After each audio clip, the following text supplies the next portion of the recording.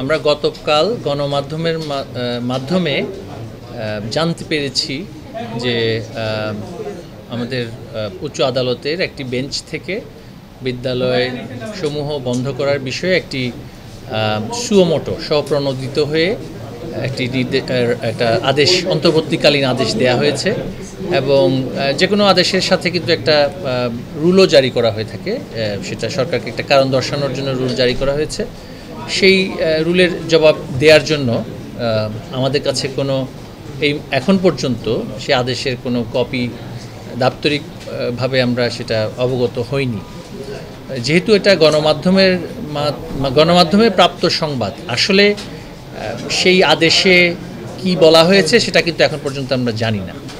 যেহেতু এটা এখন পর্যন্ত আমরা এই বিষয়টি সম্পর্কে অবগত নই সুনির্দিষ্টভাবে, এবং সেখানে একজন আইনজীবীর বরাত দিয়ে গণমাধ্যমে আপনারাই বলেছেন যে একটা বৃহস্পতিবার পর্যন্ত বিদ্যালয় সমূহ বন্ধ করার জন্য একটা নির্দেশনা আছে, সেটা আমাদেরও সেই অতটুকুই জানা।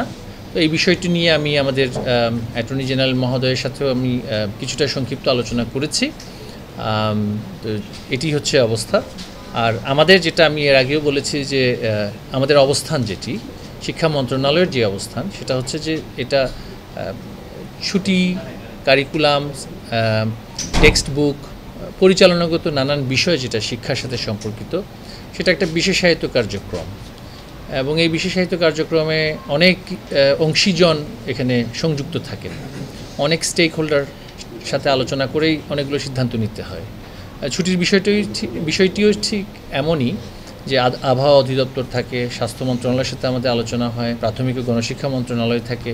তো সবার সাথে আলোচনা করে কিন্তু একটা পরিকল্পনা সেখানে দিতে হয় এবং সেই বিষয়টা আমরা নির্ধারণ করে থাকি। তো এই প্রক্রিয়ার মধ্যেই আমরা একটা প্রাথমিক ও গণশিক্ষা মন্ত্রণালয়, যেটা প্রাথমিক পর্যায়ের স্তরের শিক্ষার্থীদের পাঠদান কার্যক্রমের সাথে সম্পৃক্ত, তাদের একটা সিদ্ধান্ত, এবং সেটা কিন্তু তারা ইতিমধ্যেই দিয়েছিলেন যে একটি সকালে নির্দিষ্ট সময়সীমার মধ্যে বিদ্যালয় খোলা রাখা এবং পাঠদান কার্যক্রম করা।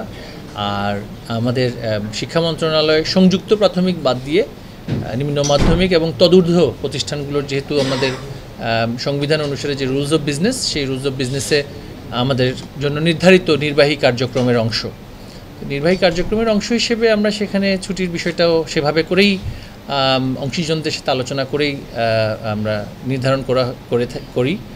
যেমন আমাদের কাছে আবহাওয়া অধিদপ্তর থেকে বলা হয়েছে যে ঢাকা বিভাগের কথা বলা হয়েছে, এবং ঢাকা বিভাগের কথা বলা হয়েছে, রাজশাহীর, খুলনার কথা বলা হয়েছে, এবং সুনির্দিষ্ট কিছু জেলার কথা বলা হয়েছে। তো আমাদের একটা চ্যালেঞ্জ যে আমাদের অনেক জেলায় কিন্তু ঢাকার বাইরে বন্যার সময়, বা আমরা হাওরের অঞ্চলের কথা যদি বলি, চরাঞ্চলের কথা বলি, যখন সেখানে দুর্যোগ থাকে, অনেক জেলাতে কিন্তু শিক্ষার কার্যক্রম, পাঠদান কার্যক্রম ব্যাহত হয়।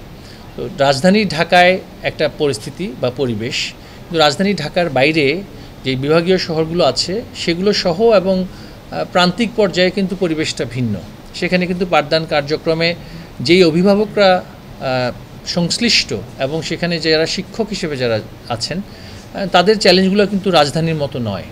তো সেটাকে বিবেচনায় রেখেই, যেমন রাজধানীতে আমরা অনেক সময় আলোচনা হয় যে অনলাইনে ক্লাস করার বিষয়টা, সেটা রাজধানীতে যতটা সহজ করা এবং এখানকার বাবা মাদের যেই ধরনের আর্থিক সামর্থ্য আছে, সেটা বাংলাদেশের সবার মধ্যে কিন্তু সমান নয়। আমি বলছি না নেই, কিন্তু সমান নয়। এই সমস্ত বিষয় বিবেচনা করে এবং প্রাকৃতিক দুর্যোগের যেই চ্যালেঞ্জটা থাকে, শুষ্ক মৌসুমেই দেখা যায় যে আমাদের অনেক জেলায়, আমরা যদি হাওড়া অঞ্চলের প্রায় 3টি জেলা, কিশোরগঞ্জ, নেত্রকোনা, সুনামগঞ্জ, তারপরে আছে দ্বীপাঞ্চল আছে অনেকগুলো, পার্বত্য অঞ্চল আছে, নানান জায়গায় কিন্তু শুষ্ক মৌসুমে পাঠদান কার্যক্রমটা বিদ্যালয়গুলোতে সেখানে হয়ে থাকে। তো সেগুলো যদি এখন বন্ধ থাকে, সেটা তাদের জন্য যেমনি ক্ষতিকর, তাদের যে শিক্ষণফল অর্জনের ক্ষেত্রে যে ঘাটতি, আমরা যেটাকে বলছি যে লার্নিং গ্যাপটা কিন্তু আরও বেড়ে যায়। তো এই অবস্থাটাই বিবেচনায় নিয়েই কিন্তু আমরা তাপমাত্রার কথা বিবেচনায় নিয়ে সুনির্দিষ্ট কিছু জেলায় শিক্ষা কার্যক্রম, পাঠদান কার্যক্রম সেখানে স্থগিত রাখা হয়েছিল, এবং সেই বিষয়ে আমরা একটা সিদ্ধান্ত দিয়েছি এবং আমরা দৈনিক ভিত্তিতে সেই সিদ্ধান্তটা দিচ্ছিলাম প্রথম দিন দেওয়া হয়েছিল কয়েকটি জেলার বিষয়ে, তারপরে আরও সেই জেলার পরিসর বৃদ্ধি করা হয়। এর মধ্যে আমরা দেখেছি যে আবহাওয়া অধিদপ্তর থেকে আমাদেরকে অবগত করা হয়েছে যে সিলেট বিভাগে অনেক জায়গাতে তাপমাত্রা এখন 30-এর অনেক নিচে এবং সেখানে বৃষ্টি হচ্ছে। তো সেক্ষেত্রে কিন্তু কিছুদিন পরে আবার সেখানে আবার বন্যার প্রাদুর্ভাব দেখা গেলে বা সেখানে হাওড়া অঞ্চলের যে সুনামগঞ্জের জায়গাগুলো আছে সেখানে কিন্তু শিক্ষার্থীরা আর স্কুলে যেতে পারবে না। তো এই শিক্ষার্থীরা শুষ্ক মৌসুমেই কিন্তু স্কুলে যেতে হবে তাকে। তো সেটাকে মাথায়, তখন কিন্তু আবার ঢাকা শহরের শিক্ষার্থীদের কোনো অসুবিধা হবে না। তো আমরা সেই বিষয়টাকে মাথায় রেখে ওই বিভাগগুলোতে কিন্তু শিক্ষা কার্যক্রম বন্ধ করিনি। তো এমত অবস্থায় আমরা যে কথাটা জানতে পেরেছি যে এই যে বিশেষায়িত প্রক্রিয়াটি কিছু কিছু জেলায় তাপমাত্রা কমবে, কিছু কিছু জেলায় বাড়বে, সেটা তো আসলে আমাদের দৃষ্টিতে, নির্বাহী বিভাগের দৃষ্টিতে সেটা একটা পরিচালনাগত বিষয়। এবং যেহেতু এটা একটা পরিচালনাগত বিষয়, এখানে অনেকেই সম্পৃক্ত, শিক্ষকগণ সম্পৃক্ত, সংশ্লিষ্ট অনেকেই সম্পৃক্ত। এখন আমরা যদি একটা নির্দেশনা এভাবে করে স্বপ্রণোদিত নির্দেশনা আমরা যদি পেয়ে থাকি, তাহলে সেটা আমাদের জন্য অত্যন্ত পরিচালনাগত বিষয়, সেটা অনেক কঠিন হয়ে দাঁড়ায় পরিচালনার বিষয়ে। সেটাই হচ্ছে আমাদের অবস্থান এবং আমরা সেই অবস্থানটা আবারও পুনর্ব্যক্ত করছি যে আমাদের সর্বোচ্চ আদালতের প্রতি আমাদের যথাযথ সম্মান আছে এবং আমরা সেই সম্মান প্রদর্শনপূর্বকই আমাদের অভিমতটা তো আমরা অবশ্যই প্রকাশ করতে পারি এবং সেই অভিমতটা হচ্ছে নির্বাহী বিভাগের, যেটা একান্তই নির্বাহী এখতিয়ার। এবং সেই ক্ষেত্রে কিন্তু আমরা যে সকল জেলায় যে বিদ্যালয় খোলা থাকবে বা থাকবে না এইভাবে করে কিন্তু আমরা সিদ্ধান্তটা নেইনি। আমরা সেভাবে সিদ্ধান্ত নিয়েছি। এখন শোনা যাচ্ছে যেটা, যে গণমাধ্যমের বদৌলতে যে ইংরেজি মাধ্যম ও লেভেল এ লেভেল স্কুল খোলা থাকবে। তো ইংরেজি মাধ্যম ও লেভেল এ লেভেল স্কুল, সেখানে প্রভাবশালী বা ধনশালী ব্যক্তিরা, সমৃদ্ধশালী ব্যক্তিরা তাদের সন্তানদেরকে পড়াশোনা করতে পাঠান, তাদের স্কুলগুলো খোলা থাকবে। আর প্রান্তিক পর্যায়ে আমাদের সন্তান যাদের বাবা মা মাঠে ঘাটে কাজ করে এই বাংলাদেশের অর্থনীতি এবং সমাজকে চালিয়ে রেখেছেন, তাদের সন্তানরা পাঠদান কার্যক্রম করতে পারবে না। এটা তো মানে দৃশ্যত বৈষম্যমূলক একটি পরিস্থিতি সৃষ্টি করবে। তো সেটাই হচ্ছে আসলে মানে দুঃখজনক এজন্যই যে আমি প্রান্তিক জনগণের বিষয়টি আমরা আসলে মাথায় না রেখে শুধুমাত্র শহরাঞ্চলের মানুষের বিষয়টা মাথায় রেখে, শহরাঞ্চল বলতে ঢাকার রাজধানী কেন্দ্রিক একটা আমাদের আলোচনাটা আসছে যে সকল প্রতিষ্ঠান বন্ধ করে দেওয়া হোক। আমরা তো বলেছি যে রাজধানীতে যেহেতু কংক্রিট এবং মানে নগরায়নের কারণে তাপমাত্রা অনেক বেশি এবং সেটা অনেক বেশি কঠিন, সেখানে সহনশীলতার জায়গা থেকে সেখানে কিন্তু আমরা বন্ধ করার কথা বলেছি, এমন না যে আমরা সেখানে বন্ধ করার কথা বলিনি। তো এই অবস্থাতে আমরা বলতে চাই যে আমাদের অবশ্যই আদালতের সিদ্ধান্তের উপরে আমরা শ্রদ্ধাশীল, আমরা সর্বোচ্চ আদালতের সিদ্ধান্তের সাথে আমরা শ্রদ্ধাশীল। আমরা এই বিষয়ে মন্তব্য আমাদের করার এই মুহূর্তে অবস্থান নেই, কারণ আমরা কিন্তু রায়ের কোনো আদেশ আমরা দেখিনি, তাই মন্তব্য আমি করব না। তো একটা কথাই বলছি যে আসলে নীরবতাটা হচ্ছে এক্ষেত্রে মানে সম্মানের লক্ষণ, সম্মতি নয়।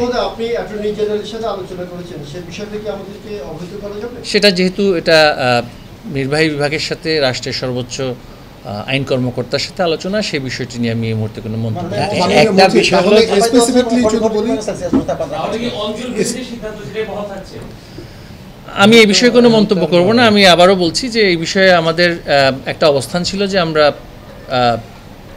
এর আগেও আমরা জানি রমজান মাসে সেখানেও একটা সিদ্ধান্ত এরকম করে দিয়ে দেওয়া হয়েছে যে আমরা জানি পৃথিবীর অনেক দেশেই মানে রমজান মাসের সাথে বিদ্যালয় বন্ধ করার কোনো সম্পর্ক নেই। রমজান মাসে হঠাৎ করে এই ধরনের একটা সিদ্ধান্ত দেওয়া হয়েছিল, সেটা অবশ্য একজন ব্যক্তি রিট করে সেটা নিয়েছেন।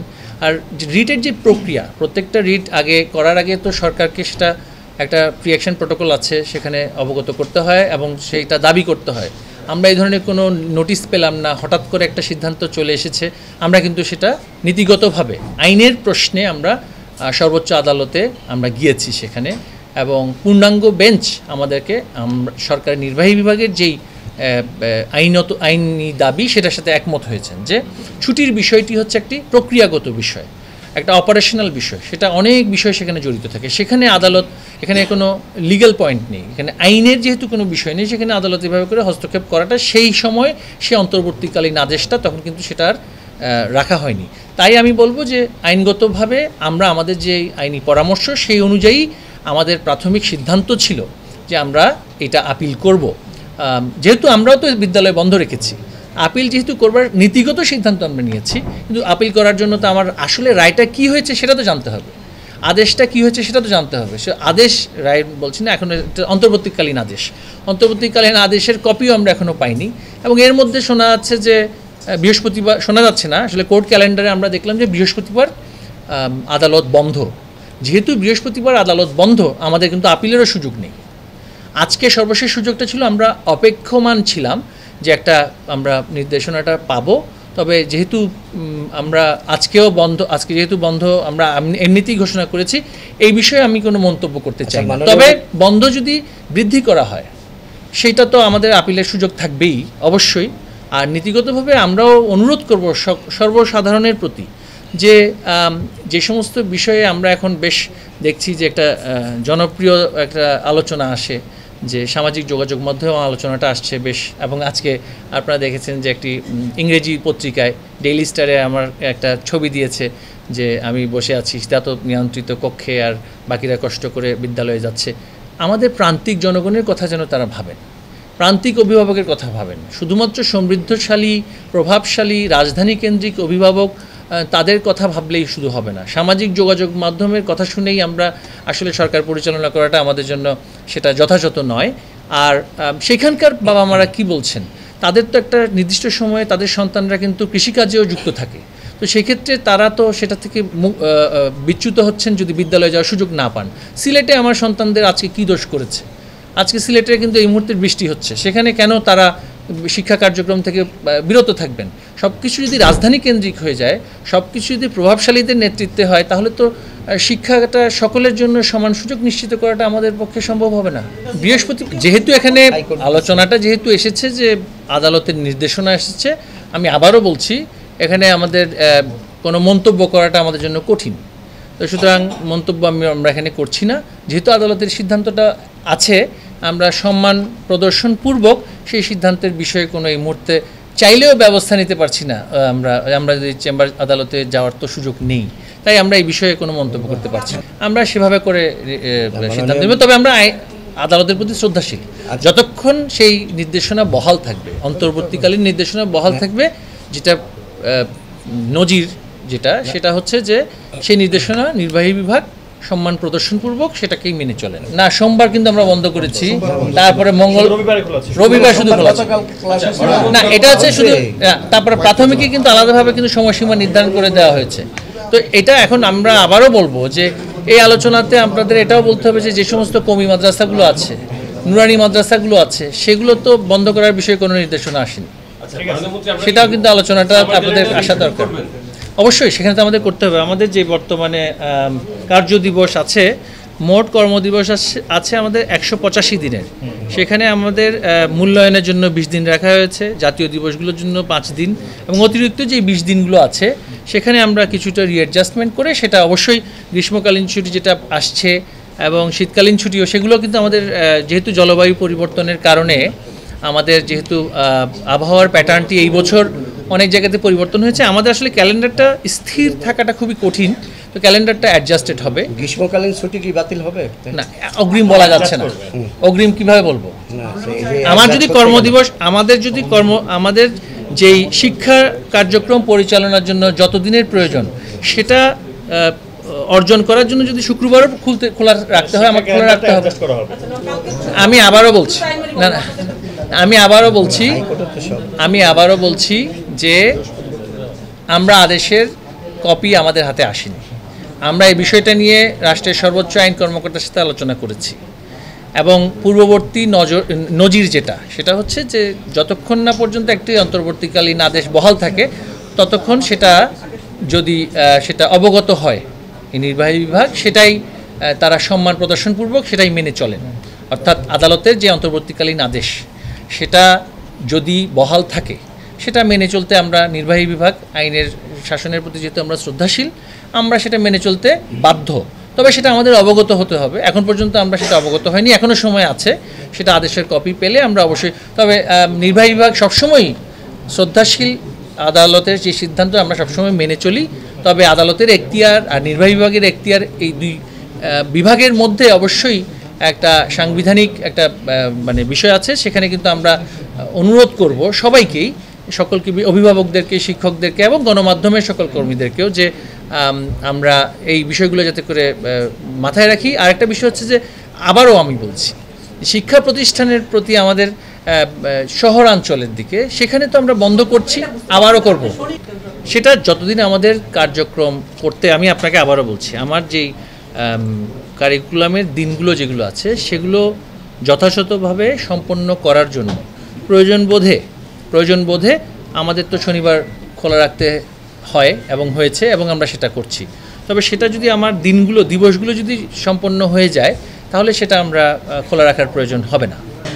এটা একটা আমাদের জন্য বড় চ্যালেঞ্জ, যে আমরাও সিদ্ধান্ত দিয়েছিলাম বেশ কিছু জায়গায় যে এই প্রতিষ্ঠানগুলো বন্ধ রাখতে হবে, বা জেলাতে সেটা বন্ধ রাখতে হবে, কিন্তু সেটা তারা মানছেন না।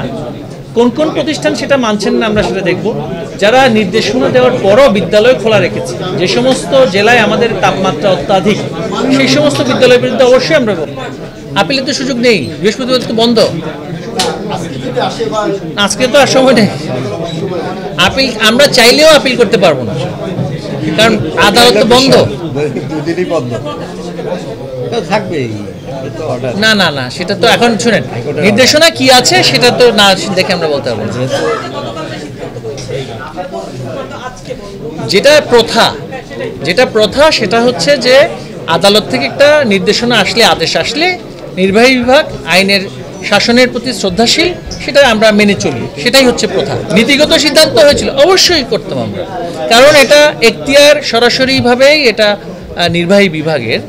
সেই প্রশ্নে আমরা কিন্তু আপিল করতাম, এবং আদালতের কিন্তু আমাকে যে সব সিদ্ধান্ত সম্মত হতে হবে তা তো না। আমি এই জন্যই তো আপিল করতে চাই, কিন্তু আমি আপিল করার সুযোগ নেই। কিন্তু আমি তো বলতে পারি না যে আমি সম্মান প্রদর্শনপূর্বক এই বিষয়ে আমরা কোনো মন্তব্য করতে চাই না, সাবজুডিস বিষয়।